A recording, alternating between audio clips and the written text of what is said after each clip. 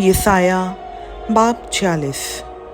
बैल झुकता है, नबू खम होता है।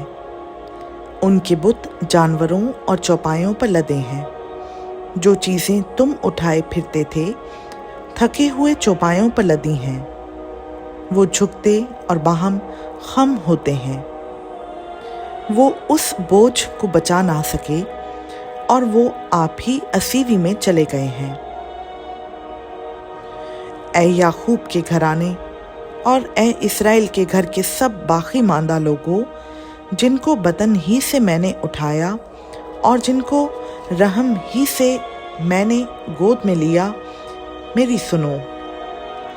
मैं तुम्हारे बुढ़ापे तक वही हूँ और सर सफ़ेद होने तक तुमको उठाए फिरूँगा। मैं ही ने खल्क किया और मैं ही उठाता रहूँगा। मैं ही लिए चलूँगा और रिहाई दूँगा।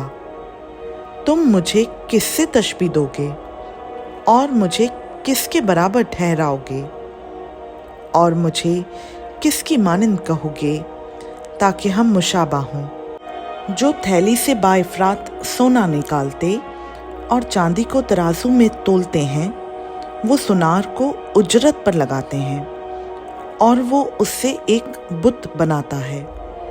फिर वो उसके सामने झुकते बल्कि सजदा करते हैं। वो उसे कंधे पर उठाते हैं। वो उसे ले जाकर उसकी जगह पर नस्ब करते हैं और वो खड़ा रहता है। वो अपनी जगह से सरकता नहीं, बल्कि अगर कोई उसे पुकारे तो वो ना जवाब दे सकता है और ना उसे मुसीबत से छुड़ा सकता है। ऐ गुनहगारों, इसको याद रखो और मर्द बनो। इस पर फिर सोचो। पहली बातों को जो कदीम से हैं याद करो कि मैं खुदा हूँ और कोई दूसरा नहीं।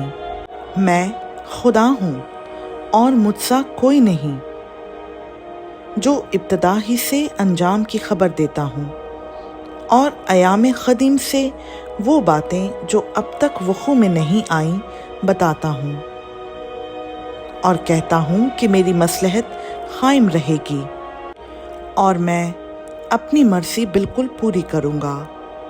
जो मशरिक़ से उक़ाब को, यानी उस शख्स को जो मेरे इरादा को पूरा करेगा, दूर के मुल्क से बुलाता हूँ। मैं ही ने ये कहा और मैं ही इसको वक़ू में लाऊँगा। मैंने इसका इरादा किया और मैं ही इसे पूरा करूँगा। ऐ सख्त दिलों जो सदाकत से दूर हो, मेरी सुनो। मैं अपनी सदाकत को नज़दीक लाता हूँ, वो दूर नहीं होगी और मेरी निजात ताख़ीर ना करेगी। और मैं सयून को निजात और इस्राएल को अपना जलाल बख्शूँगा।